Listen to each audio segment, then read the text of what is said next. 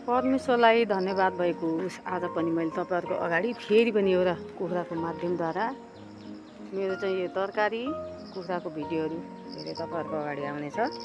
अनि त्यो साथसाथै मैले तपाईँहरूको अगाडि एउटा छोटो मिठो वचन है परमेश्वरले हामीलाई बोल्नु भन्नुभएका कुराहरू म तपाईँहरूको चरणमा ल्याउनेछु। यो वचन चाहिँ यसै लेखेको छ, प्रिय मण्डलीहरूलाई जय मसीह र टिकटकका भाइ बहिनी साथीहरू अनि प्रिय आफन्तहरूलाई नमस्ते।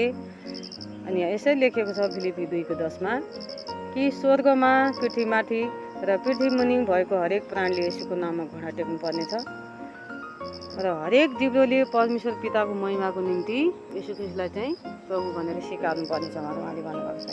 यदि तपाईँले यसु ख्रिस्टमा विश्वास गर्नु भएको छैन भनेदेखि प्रभुलाई अझै प्रभुको अगाडि घोडा टेकेर प्रभुलाई अझै स्वीकार्नुहोस् र अनन्त जीवन पाउनुहोस्। उहाँले भन्नुभएको छ पृथ्वीमा भएको हरेक प्राणीले चाहिँ हरेक जिब्रो उहाँ कसले बनाउनु भयो, उहाँले बनाउनु भएको होइन र त्यो हरेक जिब्रोले चाहिँ प्रभु यसुलाई चाहिँ प्रभु भनेर स्वीकार्नु पर्नेछ उहाँले भन्नुभएको छ। यो मैले भनेको होइन है प्रिय मण्डलीहरू र टिकटकका साथीहरू, हामी प्रिय मण्डलीहरूलाई त थाहा छँदैछ होइन, टिकटकका साथीहरूलाई चाहिँ म यो सम्झाउँछु कि यो मैले भनेको होइन, परमेश्वर यसुले भन्नुभएको वचन तपाईँहरूको अगाडि आएको छ।